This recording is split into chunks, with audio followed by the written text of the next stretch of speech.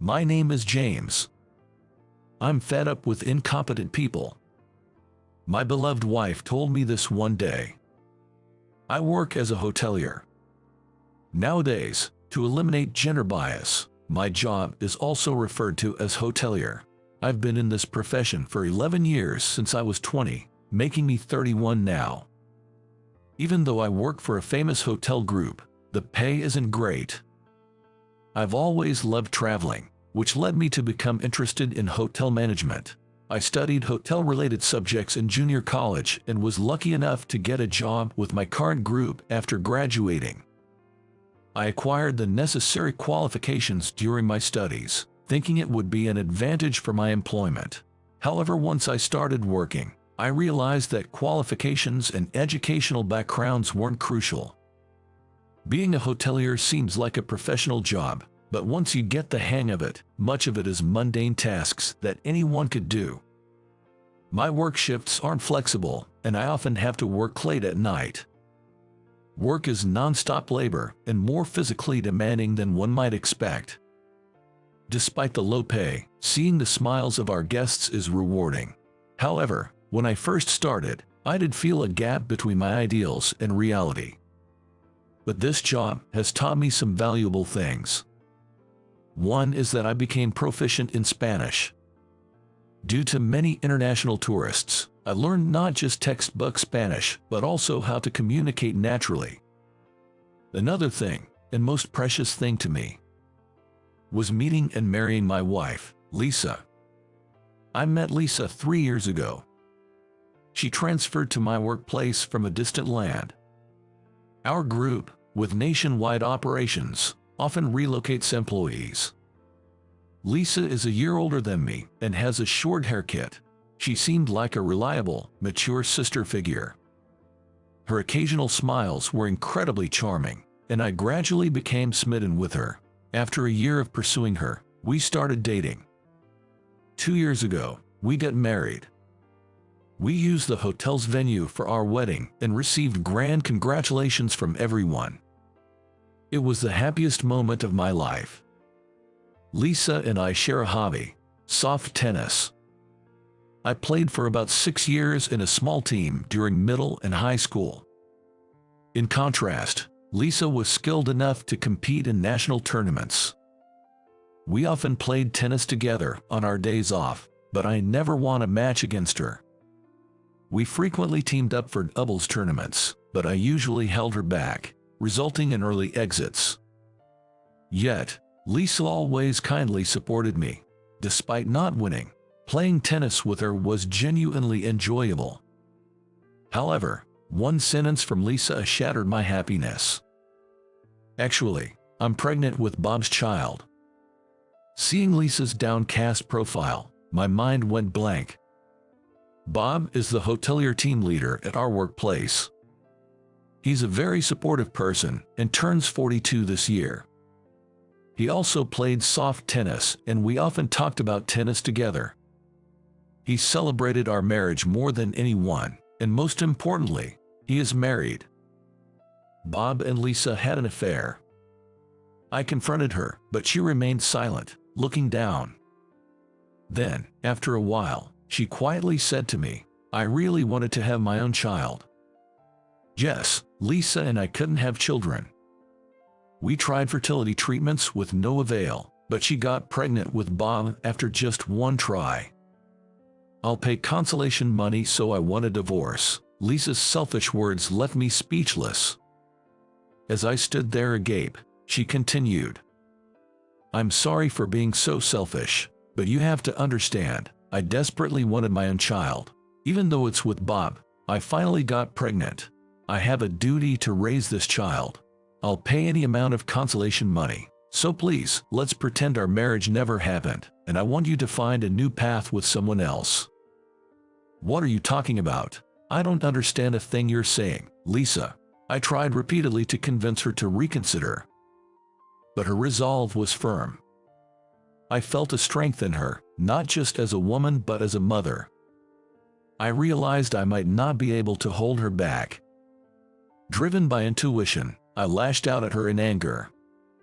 "You're so selfish. You always acted like you knew everything, looking down on me. I never liked that about you. I exaggerated my minor inconveniences with Lisa. The truth is I've never felt such complaints. I genuinely admired her intelligence and knowledge. But even as I became emotional, Lisa remained cool. Finally, she stood up with a tired look and a cold gaze, asking, "Are you done now? I thought you were a great partner. It's disappointing to know you felt this way." With a mocking, cold smile, she said, "Well, if I had one complaint about you, it's that you're terribly bad at soft tennis. I'm fed up with playing with someone so unskilled," and left the house leaving those words. Stunned by an abrupt goodbye, I was unable to think for a while. Soon after, Lisa and Bob resigned. Apparently, they planned to start a new business together.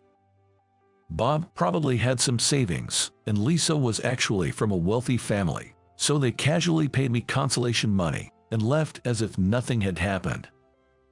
It's as if they're saying everything's fine as long as you pay money. Their arrogant attitude made it even more painful. Naturally, the news of Bob and Lisa's sudden resignation and our divorce spread quickly. It was clear to everyone that I was betrayed and abandoned. Poor James. Cheated on by his boss and divorced. It's like watching a soap opera. My colleagues David and Mary seemed to enjoy my messy situation as if it were a daytime drama. To distract myself from the stress, I turned to alcohol. After work, I'd wander the streets, drinking heavily. Lisa loved wine, so we often drank it together at dinner. She was more mature than me, so I even studied wine to keep up with her. When will I stop thinking about Lisa? I realized I was always searching for her presence. That's why I'm underlooked. Treated like a child. I drank more, ashamed of my immaturity. Drinking myself to the point of damaging my organs was a form of self-harm. But I couldn't forget the pain of being betrayed by my loved one without the help of alcohol. I was heavily intoxicated in a bar like always, but one day, I was so intoxicated that my vision was distorted. No one would stop me anyways. Everyone just watched, entertained. In my despair, I asked the bartender for another drink. But then, suddenly, a voice from above said, "Please cancel the refill." I looked up and saw a woman standing there, looking down at me with concern. Nancy. Her name is Nancy. 1 year younger than me and a colleague at the same workplace. "James, are you okay?" "Yeah, I'm fine, all fine." "Really? Well, I'm gonna sit next to you if that's okay." With that, Nancy took the seat next to me. I joined the company at 20 after graduating a junior college. Nancy joined a year after me. So, we've known each other for almost 10 years now. She's usually very bright and active.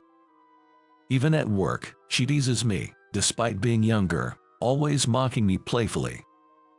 Although I found her cheeky, she was one of the few juniors I could talk to about anything. "Why didn't you talk to me about Lisa and Bob? You should have talked about these rough times with me." Nancy looked at me with serious eyes, almost appearing angry. I felt uncomfortable and looked away from her. "How could I tell you? It's such an embarrassing story, even with you."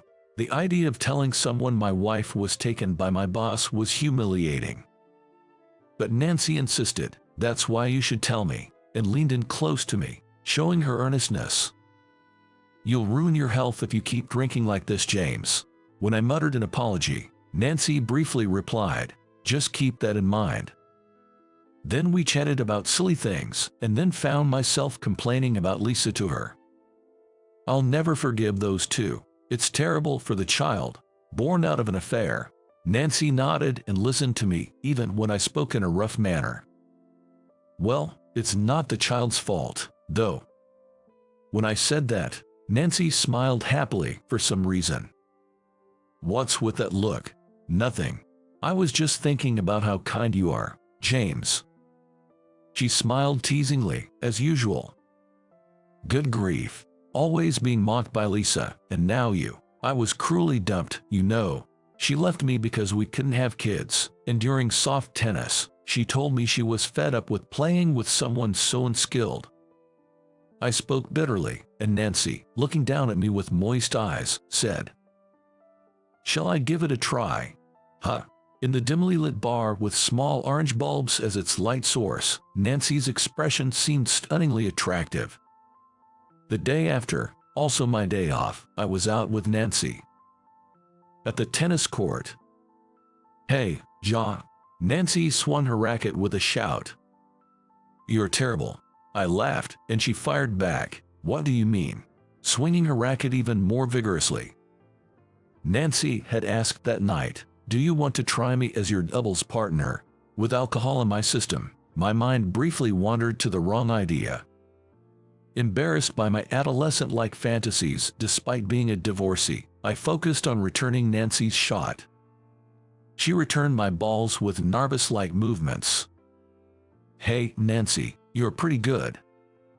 Hee hee, maybe I could be your doubles partner after all. She smiled proudly, and I replied, "Don't underestimate soft tennis." I swung a forehand, driving the ball down the line. After my divorce with Lisa, it had been a while since I've done any physical activities.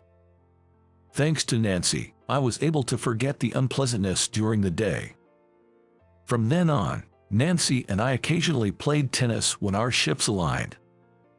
As a result, I drank less, and little by little, both my mind and body began to regain health. People around me even started to notice, saying I seemed a bit brighter.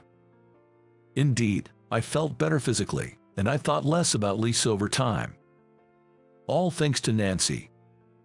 At that time, I realized that I naturally smiled when I was with Nancy. I've always seen her as a friend, but now I see her in a different light. James, I'm excited about the upcoming soft tennis tournament. Don't hold me back, okay? Despite turning 30 this year, she clasped her hands behind her back, tilted her head, and beamed at me, and I couldn't help but find her adorable. However, it was then that I was transferred to a different hotel. My first transfer in 11 years of service. This made me a bit nervous. As I pondered over my initial greetings, I couldn't stop thinking about Nancy. I didn't want to leave her. The sooner the better to ask her. Without any hesitation, I called her out and proposed, asking her to come with me. Nancy opened her eyes. There are tears in her eyes. I had thought she would accept, but she tearfully said, "I don't deserve to marry you." Despite my attempts to understand what she meant, she wouldn't answer. Ultimately, our relationship ended there, and I faced the day of my move. One day, as I was wallowing in disappointment, I received a phone call. The name on the caller ID was Lisa. I was surprised, but now, unlike before, I had no lingering feelings. Wondering what she wanted after all this time, I picked up the phone. "What's up? Calling me like this?" I spoke coldly, but Lisa, unfazed by my attitude, greeted me as if nothing had happened, saying, "Long time no see, have you been well?" When Lisa didn't start talking, I told her I was going to hang up, but she said, "Wait, and then, I want to start over with you." I was momentarily stunned by her words. I wondered if she was joking or making fun of me, but something felt off with the way Lisa was acting over the phone. I was curious, but anything she says now is too late. I refused, saying it was impossible, but then she said, "Are you sure? You're dating Nancy now, right? That girl is bad news." "What do you mean?" Then Lisa revealed a shocking truth. Apparently, Nancy had an affair in the past with our boss, Bob. I wanted to believe it was a lie, but Nancy had said to me, "I'm not worthy of marriage." Thanks to Lisa's story, what Nancy said back then made sense. However, I said, "That's all in the past." I still wanted to accept Nancy, regardless of her past. I loved her that much. I could tell Lisa was slightly shaken by my reaction. Then, in the next moment, she started crying and said, "Then I want you to forgive me too." She went on to explain that she miscarried the child she had with Bob. Their relationship worsened. Bob had left her for another woman. She had seen Nancy and me playing tennis by chance, and having heard about Nancy's affair with Bob, she felt jealous and threatened to expose their past to me. Hearing Lisa's story, I thought how selfish it was, but I couldn't help but feel sympathy for her wanting a child she couldn't have. I knew from dating Lisa how much she loved children. "Sorry, please forgive me. I wanted a child. I really wanted one, but in the end I couldn't forget you," she said through tears. Lisa's regret over breaking up with me over the sake of children, but ending up in a bad situation, pained my heart a little. She has a big ego. She doesn't cry easily. Her crying was proof that she wasn't faking and genuinely needed help. But I shook my head. "I'm sorry, but I love Nancy." I fell for the mature and cool Lisa. "Don't make such pathetic excuses." Lisa was speechless at my words, and a silence fell. After a while, she said in her usual calm voice, "I'm sorry for showing you this embarrassing side of me, and then, I won't call again. Be happy." And with that, she hung up. I immediately called Nancy. She appeared in front of me, awkwardly as usual, and asked, "What's up?" I told her about Lisa's call and what she said about Nancy and Bob. Nancy then began to speak hesitantly. 10 years ago, I foolishly fell for Bob. He was kind to me during training. I knew he was married and dabbled with other women, but I was smitten. But before anything serious happened, she regained her sense and refused Bob's advances. So the affair Lisa thought happened between Nancy and Bob was a misunderstanding. After that, Nancy wanted a real relationship and fell for me. But since I was married to Lisa, she gave up on me. However, when Lisa and I broke up, Nancy saw an opportunity. I approached her as she bowed her head, saying, "I'm sorry," and gently held both of her hands. "You were young, and I know you're not that person anymore, so I want you to be with me. Stay by my side." Her tears dropped onto our joined hands. And then, Nancy accepted my proposal. Thus, I began a new life, walking forward with Nancy by my side. After that, I successfully transferred to a new job and started a new life with Nancy. Now, we are set to participate in a tennis tournament together. Let's go, aim for the championship. With my new doubles partner, we will keep striving forward.